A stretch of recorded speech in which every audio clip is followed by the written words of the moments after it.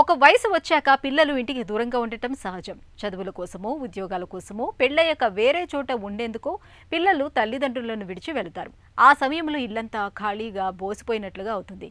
ఇలాంటప్పుడే తల్లిదండ్రుల జీవితంలో నైరాస్యం వచ్చే అవకాశం ఉంటుంది.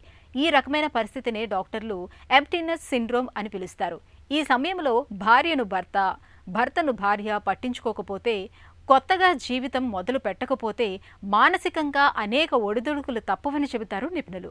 తల్లిదండ్రుల్ని తీరని నైరాస్యానికి గురిచేసే ఎంప్టీనెస్ సిండ్రోమ్ గురించి ఇప్పుడు తెలుసుకుందాం.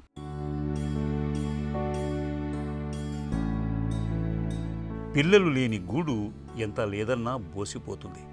తల్లిదండ్రులు వారు లేని వెలితితో ఇంట్లో మిగులుతారు. ఆ సమయంలో వారిలో అనేక రకాలైన మానసిక సమస్యలు తలెత్తుతూ ఉంటాయి. ముఖ్యంగా ఒంటరి అయ్యామన్న భావనతో ఒకటే దిగులుగా ఉంటుంది.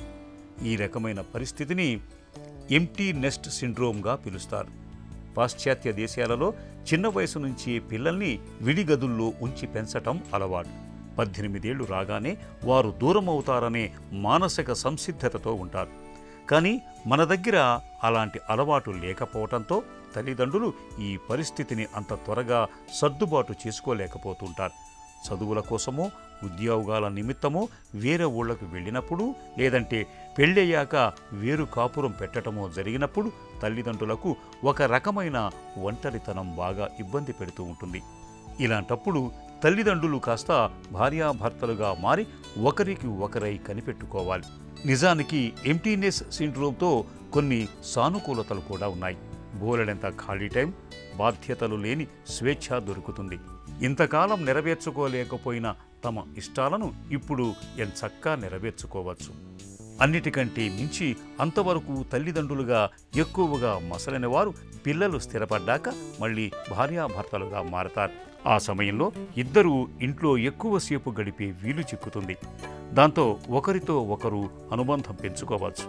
కానీ సాధారణంగా ఒకరిని మరొకరు భూతద్దంలో చూస్తూ పాత నష్టాలను, తొక్కిపెట్టిన పాత ఫిర్యాదులను బయటకు తీస్తే జీవితం దారుణంగా మారుతుందని గుర్తుంచుకోవాలి.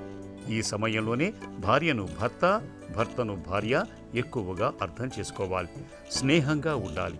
పరస్పరం కలిసి యాత్రలు, విహారాలు, బంధుమిత్రులను కలవటం, ఏదైనా హాబీని అలవర్చుకోవటం, వాకింగ్ గ్రూపుల్లో చేరటం, ఇష్టమైన సినిమాలు చూడటం, జీవితంలో గడిచిన మంచి విషయాలు గుర్తుకు చేసుకోవటం, ఒకప్పుడు ఇవ్వలేని సమయాన్ని ఇప్పుడు ఇవ్వటం చేయాలి.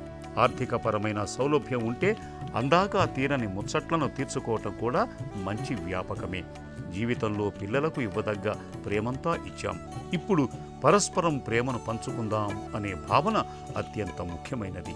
ఈ జాగ్రత్తలు తీసుకుంటే పిల్లలకు దూరంగా ఒంటరిగా ఉన్నామన్న బెంగే ఉండదు.